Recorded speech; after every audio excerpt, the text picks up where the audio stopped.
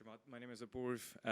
I saw some of the venture world at SoftBank, some of the tech world, and you said something about amassing capital. Today, what do you think is one of the best ways for us to amass capital on a risk-adjusted basis? I mean, the last part is just such a sellout part. Or risk-adjusted base. I don't know, fucking buy some bonds? I mean, I don't know.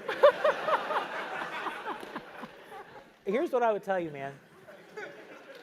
I think if you ask me who's building the most important indelible company in the world, I've been very public about this, I think it's Jeff Bezos. Part of what he realized was the value of slow compounding.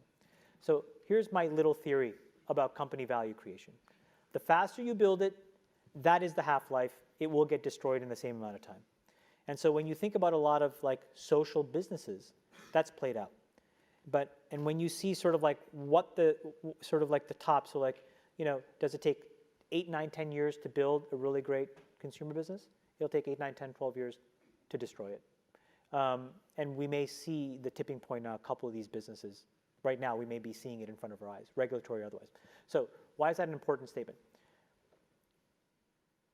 Amassing capital, to me, is about finding a smart, useful solution to a very hard, practical problem and being slow and methodical. And again, this is what I'm saying. You have to rewire your brain for that to be okay.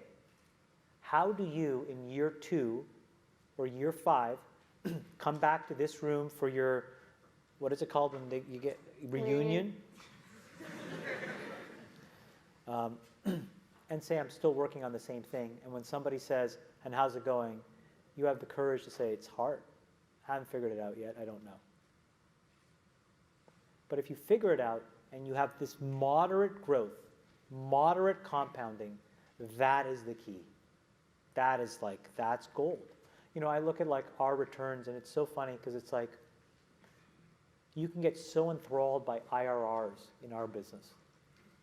And like, you know, I have friends who run other organizations, and they're like, we posted 92% IRR. And I'm like, well, you can't eat IRR. What does it really mean? And when you unpack it, what you realize is like fast money returns can completely really decay long-term thinking and sound judgment. And so I'm like, wow, I would really love to just compound at 15% a year.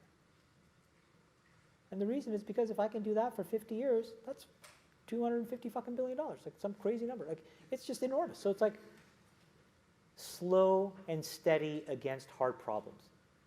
Start by turning off your social apps and giving your brain a break.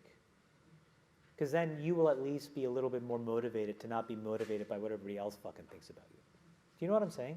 It's hard. Think about how all this stuff plays together. How does trying to get, you know, posting your fucking waffles online relate to me starting a business and accumulating capital? This is wiring your brain for super fast feedback. It's the same brain you're using to build a company. Don't think they're not the same.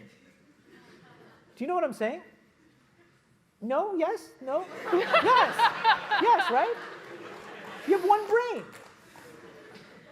So you're training your brain here, whether you think it or not, whether you know it or not, whether you acknowledge it or not. Acknowledge that these things where you're spending hours a day are rewiring your psychology and physiology in a way that now you have to use to go and figure out how to be productive in the commercial world. So if you don't change this, you are going to get the same behaviors over here. Change this. There's a reason why Steve Jobs was like anti-social media. I am telling you I'm not on these fucking apps. I'm not him by any stretch of the imagination. But I am proactively trying to rewire my brain chemistry to not be short-term focused.